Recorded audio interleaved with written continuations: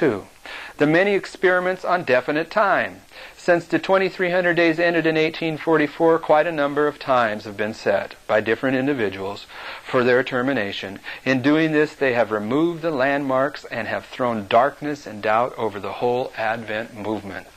3. Spiritualism with all its fancies and extravagances. This wile of the devil, which has accomplished an awful work of death, is very fully represented by shavings and all manners of rubbish. Many of those who drank down the poison of spiritualism admitted the truth of our past Advent experience, and from this fact many have been made to believe that spiritualism was the natural fruit of believing that God conducted the great Advent movements of 1843 and 1844. Peter, speaking of those who should bring in damnable heresies, even denying the Lord that brought them, says, "By reason of whom the way of truth shall be evil spoken of." 4. S.S. Snow professing to be Elijah the prophet. This man in his strange and wild career has also acted his part in this work of death, and his course has had a tendency to bring the true position of the waiting saints into disrepute in the minds of many honest souls. To this catalogue of errors I might add many more, such as the 1,000 years of Revelation 20 in the past, 144,000 of Revelation 7, those who arose and came out of the graves after Christ's resurrection, the no-work doctrine, the doctrine of the destruction of infants. These errors were so industriously propagated and urged upon the waiting flock that at the time Brother Miller had the dream, the true jewels were excluded from sight, and the words of the prophet were applicable, and judgment is turned away backward, and justice standeth afar off. See Isaiah 59:14.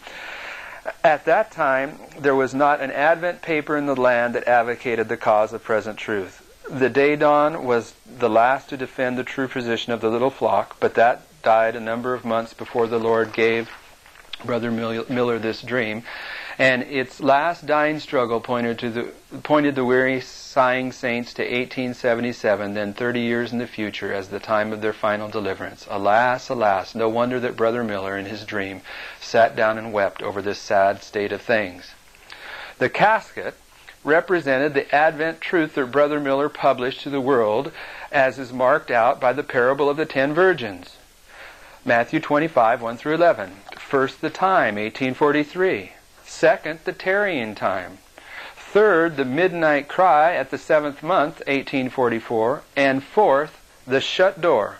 No one who has read the Second Advent paper since 1843 will deny that Brother Miller has advocated these 4 important points in Advent history.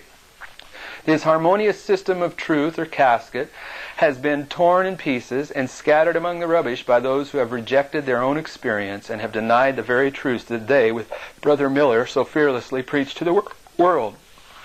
The man with the dirt brush represents the clear light of present truth as brought to view by the third angel's message, Revelation 14, 9 through 12, which is now purging the errors away from the remnant.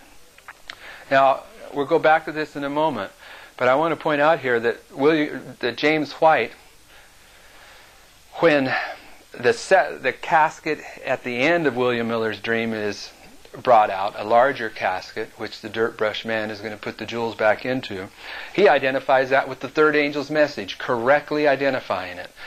But he's going to emphasize that this is the truth that began to rally the early believers into an understanding of why the passing of time was of the Lord's will, and on and on. But for us, here at the end, as we apply this dream to the here and now, in agreement with James White, it's the third angel's message that will be this casket, that will be the embodiment of truth, that will be the present truth message, that will purge Adventism of the doctrines that are keeping us from finishing the work, and it will ultimately purge William Miller's room of the false coins, of the false believers, because it's the Sunday law itself that is going to bring the division into God's church, that will purify God's church. But back to James White's comments on it. We're almost finished with these.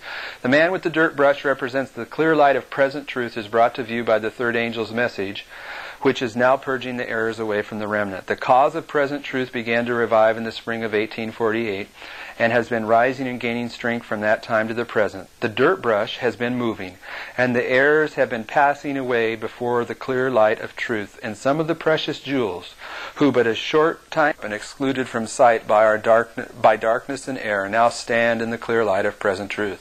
This work of bringing out the jewels and purging away error is fast increasing and is destined to move on with increasing power until the saints are all searched out and receive the seal of the living God. Compare this with the 34th chapter of Ezekiel, and you will see that God has promised to gather His flock that have been scattered in this dark and cloudy day since 1844. But before Jesus comes, the little flock will be gathered into the unity of faith. Jesus is now purifying into Himself a peculiar people, zealous of good works. And when He comes, He will find His church not having spot or wrinkle or any such thing, whose fan is in His hand, and He will thoroughly purge His floor and gather His wheat into the garner. Matthew 3:12. Brother Miller closed his eyes in death December 22nd, 1849, which fulfilled the following words in his dream. In the bustle I closed my eyes for a moment. This wonderful fulfillment is so plain that none will fail to see it. The second casket, much larger and more beautiful than the former, into which the scattered jewels, diamonds, and coins were gathered, represents the broad field of living present truth into which the scattered flock will be gathered, even 144,000, all of them having the seal of the living God. Not one of the precious diamonds will be left in the dark.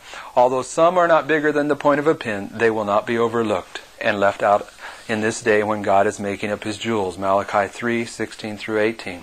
He can send His angels and haste them out as He did Lot out of Sodom. A short work will the Lord make upon the earth. He will cut it short in righteousness. Romans 9:28.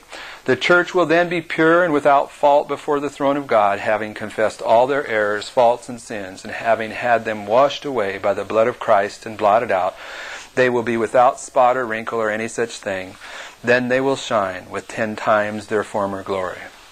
Now, as the truth of this dream is lined up with Adventism, we see that James White was making some correct applications, but the more important understanding is the present truth understanding here at the end of the world. He saw the understanding and the development and the presentation of the three angels' message as the truth that was present truth during the time period he was writing that was bringing the hidden ones in Adventism out of the rubbish of error. But I would suggest that today in Adventism, the rubbish is 100 times deeper, but still it's this present truth message of the third angel that is going to bring the true jewels out. Now, in our further studies in this series, we're going to look very closely at